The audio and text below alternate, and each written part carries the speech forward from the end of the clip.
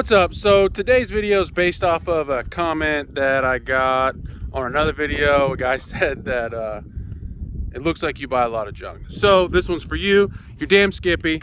Here it is. Tons of junk, bud. But realistically, I bought this thing just to completely destroy it. So you have to look out for the next video. We're not going to do that in this video. But I did want to point out some things that I found that I don't see anyone else talking about. And some problems that I found with this, and you know why it's just more trash, or there is a plus to it for some people, and I'll get into that later in the video. So first out the gate, let's check this out. All right, so here is the beauty in itself. This thing is ugly as hell. Yeah, it's my first time owning one of these. I felt awful putting this thing in my name, but anyways, listen, just this sounds awful, and then you take the mag out and it gets even worse.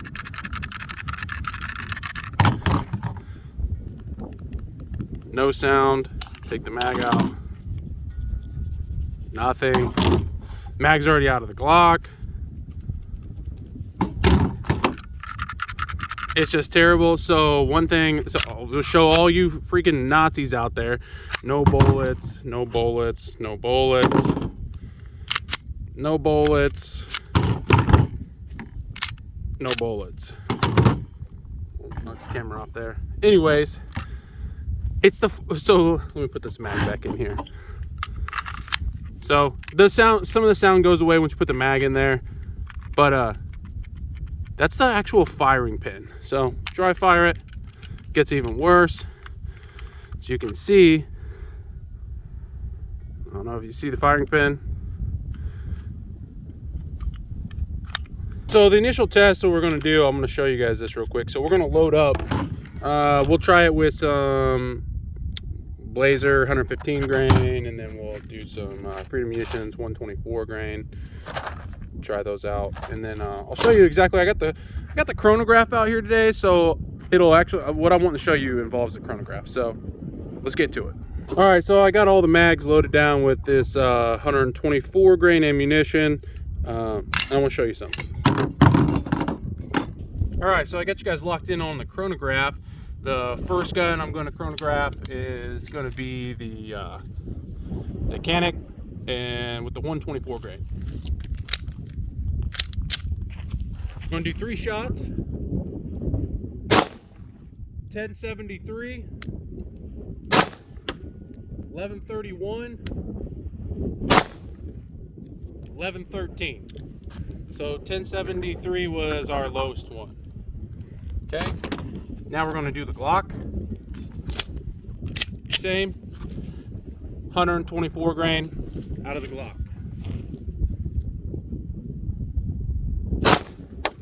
1123, 1126, 1114. Now, this is what I wanted to show you. Same 124 grain out of this atrocious thing. Watch that chronograph. 990, 1042, 1009. All right, so now we're going to go down to the 115 grain CCI, Blazer, brass, blah, blah, blah. And let's see what kind of numbers that runs. All right, so we're going to go in the exact same order that we did last time, starting off with the Canic. 3 shots, 115 grain. 1180, 1191, 1201. So this stuff's moving a lot faster. All right, next up we got the Glock. This is a Glock 22 with a Wolf 229 barrel. So if anyone was wondering. All right, up on the Glock, 3 shots. 1118, 1180, 1176. Now, ew, we'll do this now.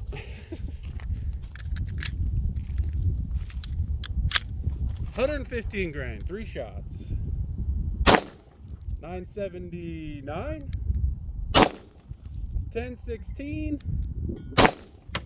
1001. All right, so for the Canic, the 124 grain averaged out to velocity of 1105.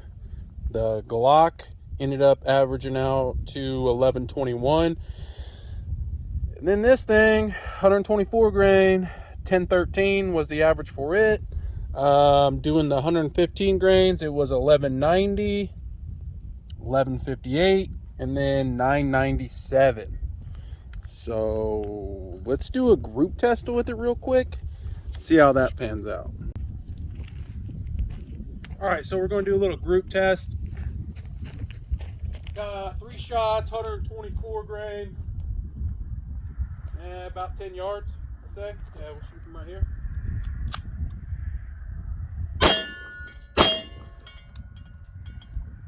Failure to fire.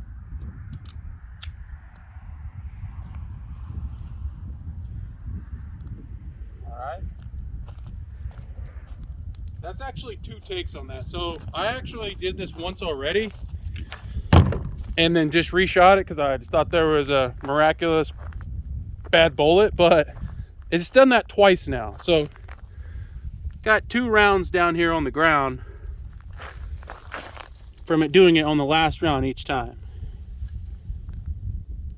I already know these are still going to fire in the Canic, but whatever. We'll see how the group test was. Not too shabby. It did decent on the group test with 2 rounds, but like I said, it wouldn't fire the last round in the chamber. So yeah, what do you expect? It's a piece of junk. Let's I want to try one more thing. So I got this plastic, ABS plastic, pretty thick.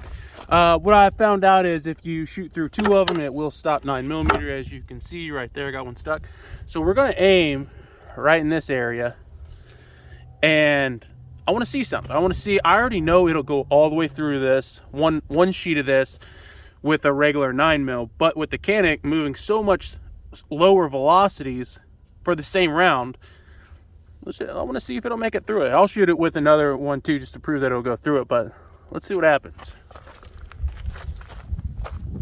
So we'll go ahead and set you guys up right about here.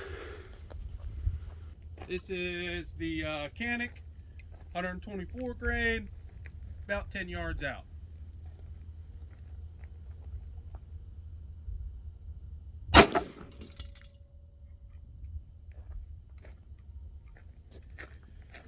All right, so it did fire, but it did not last round hold open. Don't know what was up with that. Probably from the low velocity. Let's see what happened. So we hit her right there, and it did go all the way through.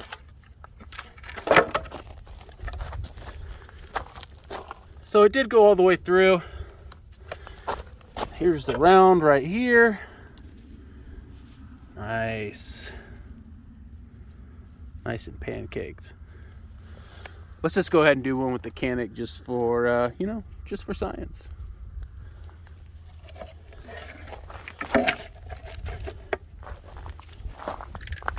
Put you guys back right here. 10 yards out, 124 grain with the Canic. Stacked it right above it.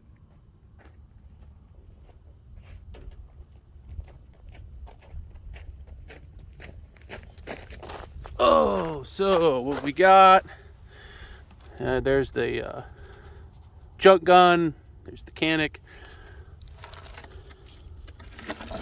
Canic went all the way through. Piece of plastic. But look at the difference. So that's the Canic. These are not hollow points, by the way. These are just full metal jackets. But there's your proof right there of how much faster the round's moving out of a gun that's not that high point. So high point, little expansion. Obviously, it's hitting a manhole cover. But you can see I think this is from the Koenig. It didn't even make it. Yeah, that's from the highpoint. Barely did anything. That's out of the Koenig. Same bullet. It's just moving so much faster out of a real gun. That's really cool. Real cool. So my conclusion is, let me get these off.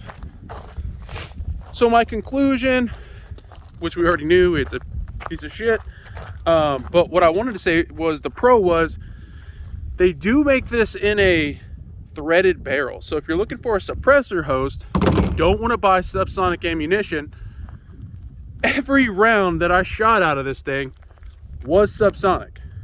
So the 124 grain, we went 990, 1042, and 1009. Now the 115 grain, it was 979, 1016, and 1001. Surprisingly enough, it actually moved slower with a lighter projectile than it did with the heavier one. So that was wild. Yeah. So stay tuned for the next video.